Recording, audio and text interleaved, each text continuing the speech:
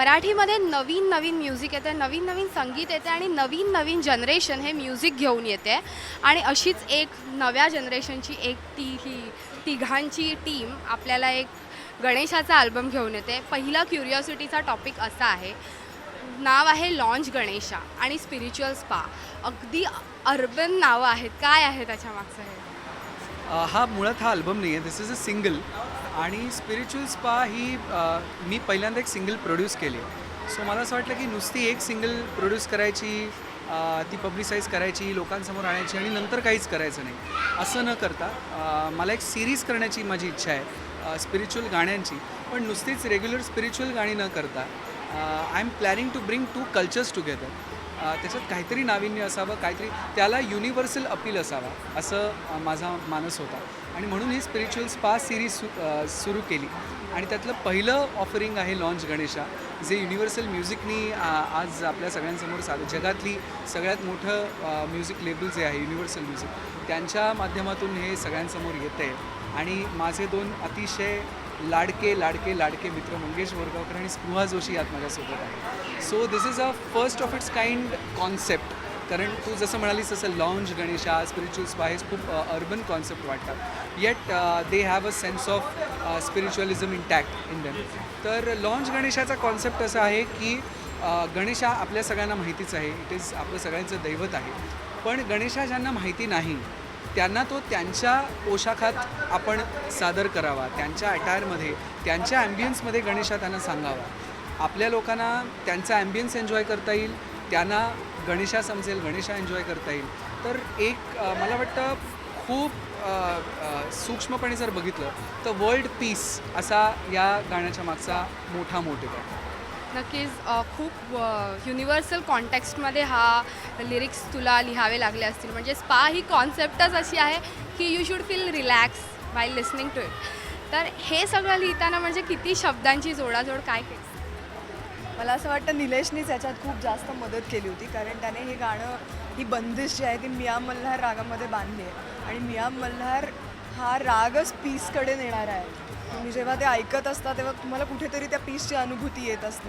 आणि त्याला जे काही अपेक्षित होतं ते त्याने खूप छान पद्धतीने एक संगीतकार म्हणून मला एक्सप्लेन केलं होतं. त्यामुळे या गाण्याच्या लिरिक्सचं जे क्रेडिट आहे ते खरं तर माझ्यापेक्षा मी त्याला जास्त देईन, कारण त्याला नेमकं काय हवं आहे हे त्याला माहिती होतं आणि तशा पद्धतीने त्याने ते माझ्याकडनं लिहून घेतलं, म्हणून ते झालं. माझ्यासाठी हा फार महत्त्वाचा अनुभव यासाठी आहे कारण मी पहिल्यांदा बंदिश लिहिली आहे. ती हिंदीत आहे आणि ती मंगेश गायला आहे आणि निलेश आणि मी केलेलं हे पहिलं काम आहे एकत्र केलेलं. त्यामुळे सगळ्याच दृष्टीने मला त्याचा जास्त आनंद आहे आणि फार छान पद्धतीने या गाण्याचं लॉन्च होतं आहे. या गाण्यातनं एक ओव्हरऑल जो तुम्हाला साऊंड मिळतो ना तो फार जास्त पीसफुल आणि सिरीन असा आहे असं मी म्हणेन. म्हणजे it is serene more than anything else. तो खूप शांतता तुम्हाला आणि प्युरिटी हा देणारा अनुभव तुम्हाला निश्चित या गाण्यातनं मिळेल. आणि आमचं तेच म्हणणं आहे, जे निलेशनी सांगितलं की प्रत्येकाला आपला गणपती बाप्पा समजावा आणि आपल्याकडच्या लोकांना त्यांचा एक जो साऊंड आहे, त्यांचा तो जो एक पीसफुल ॲटमॉस्फिअर आहे त्याचा अनुभव यावा. आणि अतिशय छान त्याने ते कंपोज केलं, खूप मजा आली. मंगेश, ह्याचं म्युझिक आहे आणि हिचे लिरिक्स आहेत आणि त्यामध्ये एक कॉन्सेप्ट आहे की स्पा, लॉन्च आणि ही सगळी सिरीज.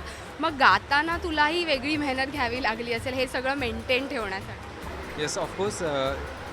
सगळ्यात पहिल्यांदा तर हे गाणं, या गाण्याची जेव्हा निर्मिती झाली, गाडीमध्ये हनुमान मंदिराच्या जवळ निलेश गाडी चालवत होता. एकदम त्याने गाडी साईडला लावली आणि मला फोन केला की मला आत्ताच 2 ओळी सुचल्यात आणि आय थिंक आपण या गणपतीसाठी आपल्याकडून एक वंदना केली पाहिजे. आणि तेव्हा मी निलेशला सांगितलं, तू म्युझिकल प्रोडक्शनबद्दल बोलतो आहेस तुझ्या भरपूर की तुला उतरायचं आणि दिस इज द राईट सॉन्ग आणि एक छान ऑकेजन आहे, आपण नक्कीच ह्या पुढे जाऊयात. पण त्याला लगेच आय थिंक स्पृहा दिसली. त्याच्यावर अरे नाही, आपण हे स्पृहा करून लिहून घेऊयात. म्हणजे येस प्लीज, तू तुझ्या स्टाईलने तुझ्या याच्यात पुढे आपण जाऊयात. आणि आम्ही जवळपास 2 ते 3 दिवस याचं रेकॉर्डिंग करत होतो. अंतरे तयार होत होते. आम्ही रेकॉर्डिंग स्टुडिओमध्ये स्पृहाच्या पूर्ण बंदिशची वाट बघायचो. आज हे येते आणि येते. तर ते सगळं म्हणजे मी फर्स्ट टाईम जवळपास 3 दिवस आम्ही याचं रेकॉर्डिंग केलं आणि खूप शांततेने, आणि जसं तू सांगितलंस की यासाठी तुला काय करावं लागलं, तर मला खूप मेहनत घ्यावी लागली. बिकॉज निलेशला एका वेगळ्या प्रकारचं गाणं हवं होतं, क्लासिकल बेस पण हवा होता, प्लस त्यात एक नाविन्य हवं होतं. क्लासिकलमध्ये ज्या प्रकारे आपण एक रागदारी बसून गातो, आणि यामध्ये त्याचाच ठेहराव पण हवा आहे, प्लस आजच्या काळातलं जे म्युझिक आहे त्याच्यासोबत जाणारा पण एक व्हॉईस हवा आहे. सो त्यावर निलेशने आणि मी खूप मेहनत घेतली स्टुडिओमध्ये, आणि त्यात काही बारकावे आहेत, काही निलेशच्या फ्रेजेस आहेत. सगळ्यात महत्त्वाचं, निलेश मोरीचं हा संगीतकार म्हणून ओळखला जातो त्याच्या फ्रेजेसने, आणि त्या musical phrases as a singer, as a listeners जेव्हा आम्ही ऐकतो तेव्हा त्या प्रत्येक गायकाला निलेशकडे त्या फ्रेजेस असो, ते संगीत असो गायला आवडतं, आणि त्याची इच्छा असते. सो यावर आम्ही विशेष मेहनत घेतली, आणि निलेशने त्यातून त्या फ्रेजेस एकत्र करून त्यात काही काही हरकती आहेत ज्या क्लासिकल स्टाईलच्या आहेत, पण क्लासिकलमध्ये ज्या प्रकारे आपण त्या गात असतो त्याच्यात थोडं त्याला एक वेगळं रूप देऊन निलेशने त्या माझ्याकडून गाऊन घेतलं. त्यामुळे हे सगळं गाताना ॲज अ सिंगर माझा खूप कस लागला, आणि आय एम हॅपी की हे गणपती बाप्पासाठी आम्ही करत होतो, आणि आजचा दिवस असं खूप महत्त्वाचा दिवस आहे की सिद्धिविनायक मंदिरामध्ये आम्ही त्याचं आज लॉन्च करतो आहे. इकडे ते गाणं वाजतं आहे, आणि टीजर बघून सगळ्यांना तर खूप उत्सुकता वाढली होती, आणि आता त्याचा व्हिडिओ पण लॉन्च होतो आहे. So we are very excited, आणि लेट्स होप सर्व फॅन्सना, सर्व लिसनर्सना हे गाणं खूप मनातून आवडावं. एक तुम्हा तिघांना, तिघंही अगदी नव्या दमाचे, नवे जनरेशनचे आहात. हिंदीमध्ये अल्बम कल्चर ऑलमोस्ट डेड होत आलं, म्हणजे त्याला जीव नाही राहिला. पण मराठीमध्ये हे अगदी लता मंगेशकर आणि हृदयनाथांपासून आज तुमच्यापर्यंत सर्वांनी हे जिवंत ठेवलं आहे, हे मानायला पाहिजे फॉर दॅट मॅटर. तर आज तुम्ही त्याचा एक भाग बनतायत, तर काय फिलिंग आहे? निश्चित खूप जास्त आनंद तर आहेच. आपल्याकडे नॉन फिल्म म्युझिक जे आहे ते खूप छान पद्धतीने प्रमोटसुद्धा केलं जातं, आणि लोकांना ऐकण्याची आवड आहे मुळात. त्यामुळे आपला जो ऑडियन्स आहे तो खूप कॉशियसली गाणं ऐकतो, गाण्याचे शब्द ऐकतो, त्याच्यावर स्वतःचा विचार करतो. आणि युनिव्हर्सल म्युझिकसारखे जे महत्त्वाचे याच्यातले आमचे साथीदार आहेत, जे लोकांपर्यंत आमचं हे काम पोहोचवण्यासाठी फार महत्त्वाचं असा वाटा उचलत असतात. त्याच्यामुळे सतत आता हा जो आमचा एक प्रयोग आहे हा एक खूप वेगळ्या पद्धतीचा, कारण हे काही फिल्म सॉन्ग नाही किंवा हे कुठल्या सिरियलसाठी कंपोज केलेलं किंवा वेगळ्या अल्बमसाठी केलेलं नाही, पण हे याच्यातला सगळ्यात सुंदर गोष्ट याच्यातली अशी आहे की हे आम्ही आमच्या आनंदासाठी केलेलं गाणं आहे, आणि त्याच्यामुळे आम्ही प्रत्येकाने त्याच्यात आपापला जीव ओतला आहे, आणि म्हणून लोकांना आनंद देण्याच्या मोटिव्हनी केलेलं आहे. तर तू स्पृहा म्हणाली ते अगदी सत्य आहे की मेन स्ट्रीम आम्ही सगळेच काम करत होतो. आमची सुरुवातच main stream, I started with a film, she started with television, he started with films. पण मेन स्ट्रीम काम करताना ते तर आम्ही करत राहणारच आहोत, पण ऑफबीट जाऊन, वेगळ्या मार्गाने जाऊन आपल्याला जे सांगायचं आहे, जिकडे मेन स्ट्रीम मीडियम्समधले रिस्ट्रिक्शन्स नाहीत, आपल्याला जे सांगायचं आहे, आपल्याला जे करायचं आहे ते आपण तिथे मनमुक्तपणे करू शकतो, आणि लोकांना त्याचा एक वेगळा आनंद मिळू शकतो. ह्या मोटिव्हनी आम्ही हे गाणं करायचं ठरवलं.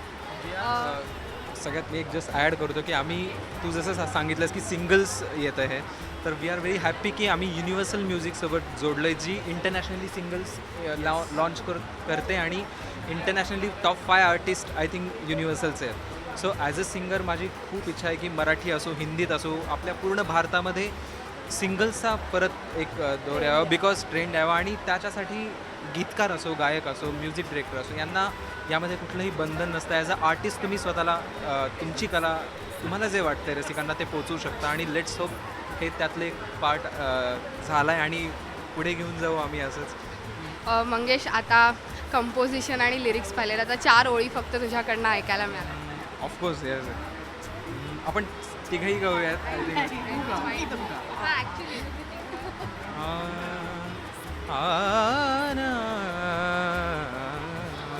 करता रे गणपती गजानन, करता रे गणपती गजानन, करता रे गणपती गजानन, मंगलमूरत